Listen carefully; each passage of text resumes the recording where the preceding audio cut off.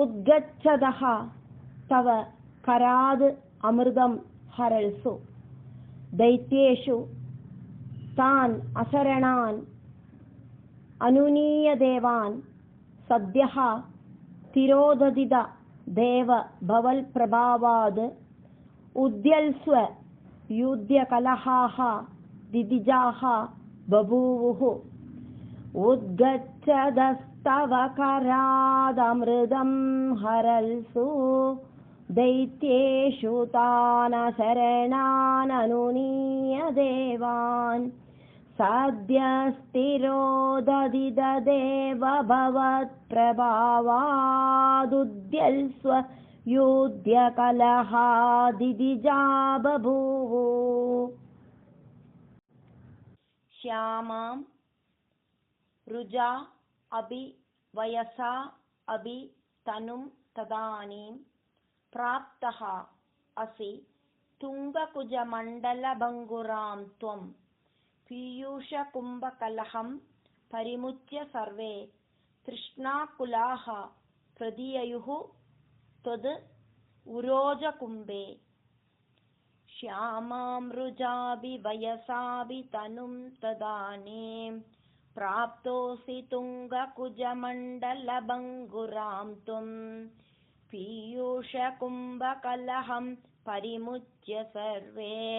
तृष्णाकुला प्रदिययुस्तुदुरोजकुम्भे का त्वं मृगाक्षि मृग अच्छि विभजस्व सुधाम् इमाम् इति आरूढरागविवशान्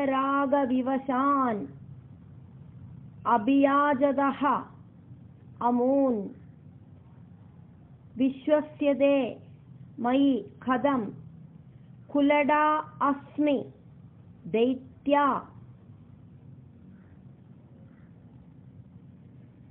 दैत्याः इति आलपन् अपि सुविश्वसितान् अतानीः का त्वं मृगाक्षि विभजस्व सुधामिमामेत्यारूढराग विवशानभियाजदोमून् विश्वस्यते मयि कथं कुलडास्मि दैत्या इत्यालपन्नभि सुविश्वसितानतानि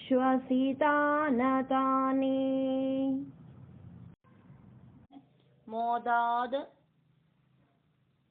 सुधाकलशम् एषु ददल्सु सा त्वं दुश्चेष्टितं मम सहध्वम् इति ब्रुवाण पङ्क्तिप्रभेद विनिवेशित देवदैत्या लीला विलास गतिभिः समदाः सुधां ताम् मोदात् सुधाकलशमेषु ददल्सु सा त्वं दुश्चेष्टितं मम सहध्वमिति ब्रुवाण पङ्क्तिप्रभेद विनिवेशित देवदैत्या लीला विलास गतिभिः समदा सुधां ताम् अस्मासु इयं प्रणयिनी इति असुरेषु तेषु जोषं स्थितेषु अध समाप्य सुधां सुरेषु त्वं भक्तलोकवशगः निरजरूपमेत्य स्वर्भानुम् अर्धपरिपीतसुतं व्यलावीः अस्मास्वियं प्रणयिनीत्यसुरेषु तेषु जोषं स्थितेष्वध समाप्य सुधां सुरेषु त्वं भक्तलोकवशगो निजरूपमेत्य स्वर्भानुमर्धपरिपीतसुतं व्यलावी त्वत्तः सुदाहरणयोग्यफलं परेषु दत्त्वा गदे त्वयि सुरैः गलु ते व्यगृह्णन् घोरे अध मूर्च्छति रणे बलिदैत्यमाया व्यामोहिते सुरगणे त्वं यः आविरासि त्वत्तः सुदाहरणयोग्यफलं परेषु दत्त्वा गदे त्वयि सुरैर्गलु ते व्यगृह्णन् घोरेदमूर्च्छदिरणे बलिदैत्यमाया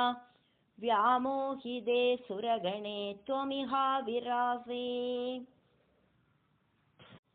त्वं कालनेमिम् अद मालिमुगान् जगन्त शक्रः जघान बलिजम्बवलान् सपाकान् शुष्कार्द्र दुष्करवदे नमुजौजलूने फेनेन नारदगिरा न्यरुणः रणं तम् त्वं कालनेमिमदमालिमुगान् जगन्त शक्रो जगान बलिजम्बवलान् सपाकान्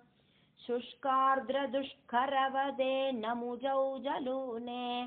फेनेन नारदगिरा न्यरुणो रणं तम् योषावपुः धनुजमोहनम् आहिदं ते श्रुत्वा विलोकन कुतूहलवान् महेशः भूतैः समं गिरिजया च गदः पदं ते स्तुत्वा अब्रवीद अभिमदं त्वम् अधः तिरोधा योषावपुर्धनुजमोहनमाहिदं ते श्रुत्वा विलोकनकुतूहलवान् महेश भूतैः समं गिरिजया जगदः पदं ते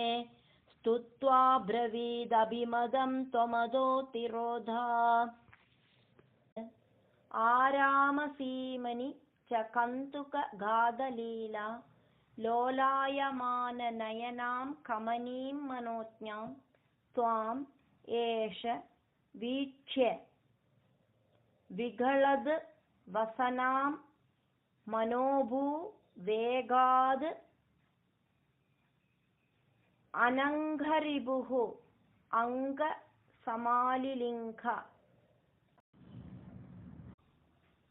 भूयः अपि विद्रुतवतीम् उपधाव्य देवः वीर्यप्रमोक्षविकसत् परमार्थबोधः त्वन्मानितः तव महत्त्वम् उवाच देव्यै तद् तादृशः त्वम् अववादनिकेतनाथ